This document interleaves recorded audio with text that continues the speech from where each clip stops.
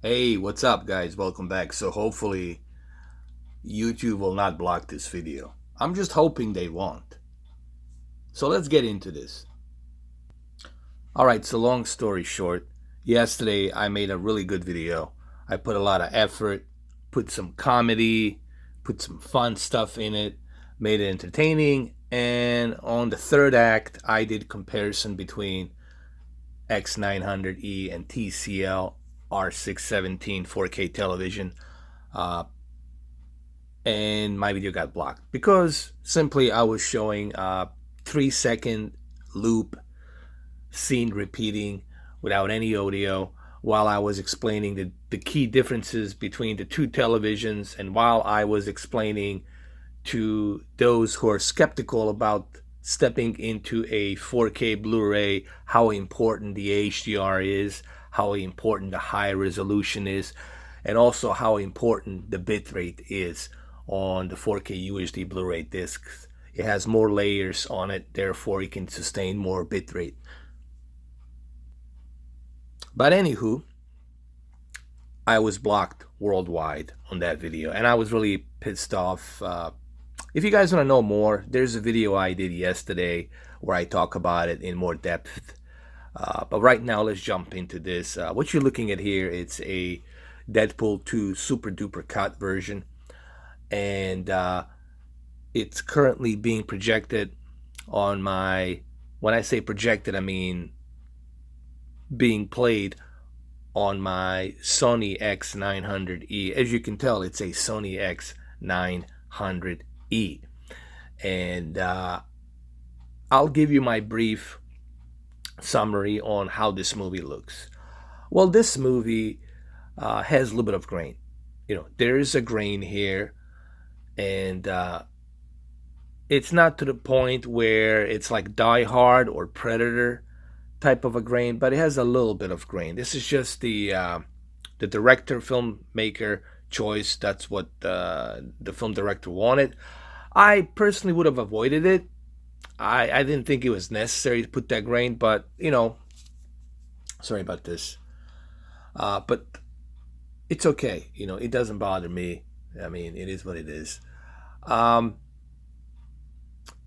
It does have an aspect ratio that will pretty much put the bars from top to bottom. I'm not sure what the ratio is, probably 2 by something. However, this looks much better on the projector. If you have a projector, these bars really will not be the issue because you're going to have that nice diagonal wide screen angle, and you're going to have that nice projection on your projector. Projectors are made for the movies. I mean, that's why you buy a projector. For a TV, you're looking at 16 by 9, so they have to squeeze in these bars top to bottom. So let me talk about the HDR of this movie really quick. Like I said, I cannot show you the loop. I can only show you the stills of the movie. So let me talk about it for a little bit here on Sony X900E. Here's the thing. This movie, at times, it's put in 2K intermediate to 4K. Because there's some CGI shots, like this shot right here, where Domino is parachuting. It's a green screen behind her. She's on wires, close-up shot.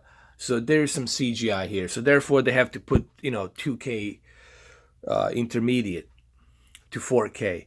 A lot of people complain about the 2K intermediate. I'm like, listen, it's still 4K. It's just they're using a different method to upscale that to 4K. And you still are getting a higher resolution than 1080p. You are still getting a higher bit rate than 1080p. And above all, you are getting a high dynamic range on top of Dolby Atmos. Okay, so there's plenty of reasons why you should upgrade to HDR 4K Blu-ray version. And I clearly explained this on my previous video that I did that got deleted in more depth, but I can't do that here because they won't allow me to loop you know, the movie. Maybe I can show you some examples with the cable where you will see that reflection of the rotational lights in the HDR. Maybe I can do that really quick right now. Well, actually, here's one good example of HDR. Even though this is a 2K intermediate upscale to 4K, there's the explosion. It's a CGI explosion. Even this car, it's CGI, okay? You know, they're trying to save money on the production of the movie, but it's a really well done CGI, okay? And even here, you will see as Domino is walking in slow motion, you will see the explosion and the reflection of the explosion right here on the passenger side of this car, and you will see the reflection of that explosion on her forearms and her torso, and then right here on her forearms on the left side, you will see that as well. The reason you see this so well, it's because of high dynamic range. This is what high dynamic range does. It brings that natural picture presentation. And that's the key important thing that people keep forgetting about high dynamic range, and just how important high dynamic range is in the movies. You will not see this in this kind of like depth that I'm seeing it on the Blu-ray. Okay? Here, let me turn off HDR. I'll keep this scene like this. I have my Oppo. I can turn off HDR. Let me turn off HDR. Maybe I can show you just how a little bit you're going to be missing. Again, please keep in mind, it's really hard for you to see HDR through camera. It's almost like impossible for you to see the HDR through camera. But I think once I turn it off, you will notice some things being stripped away. So let me turn off HDR. Yeah, I'm going to do this in about 3 seconds. 1, 2, 3. All right, so I just turned off the HDR, and I noticed a couple of things. I noticed that the color gamut has been stripped away. I've noticed that there's more brightness to the picture, and I don't see that contrast ratio that I would normally see with dynamic range, with the high dynamic range. Look, it's watchable. Your brain will think that's the way this movie is.